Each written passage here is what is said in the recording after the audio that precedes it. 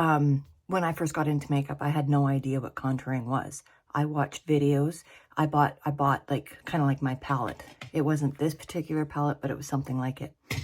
And I just watched video after video, and I just did it because that's how they were showing how to do it.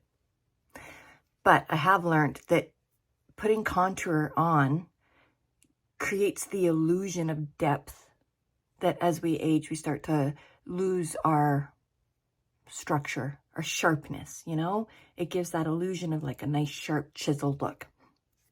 So you put it in the places where you naturally have a shadow. If you feel like contouring your nose, you can see I have a natural shadow down either side of my nose. You can see I have a natural shadow right there and right there.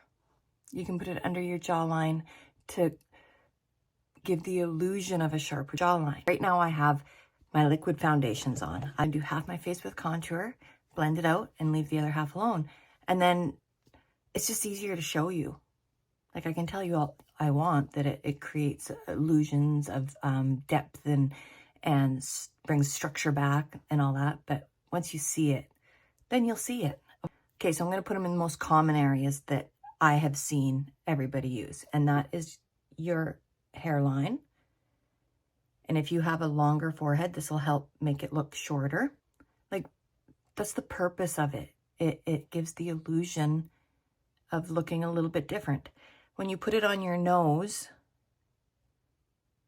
and there's many ways to put it on your nose.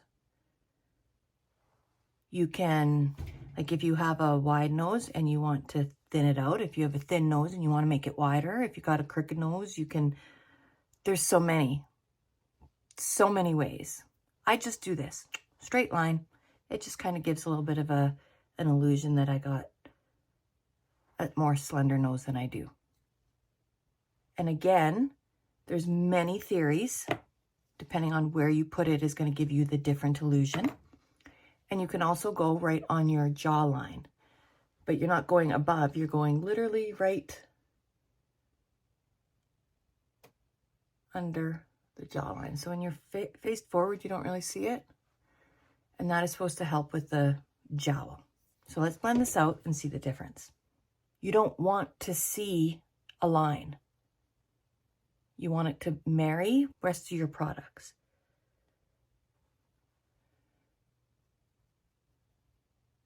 And you can put a little bit under your lip to give the illusion of a fuller bottom lip. Throw a little gloss on. Now this side is presentable. It's fine. You want to put an eyeshadow on or some blush, it'll be just fine. But this side just gives it a little bit more of a dimension. It gives me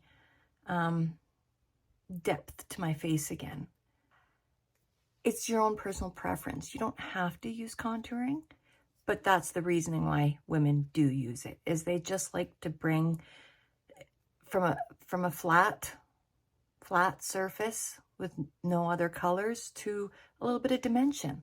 That is the purpose of contour. I'm not the best at explaining things, so I hope it's like I explained it where you can understand it too.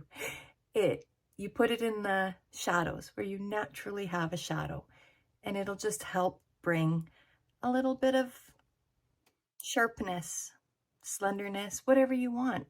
And there's so many videos. Like you can just search contouring for a round face, contouring for a long face, contouring to bring like someone who's got too hollow of a face to make it look fuller. It's crazy what can be done with it. This is just the basic, the areas to just help sharpen it up. This has nothing wrong with it. This side to me is just a little bit better. Have a lovely day.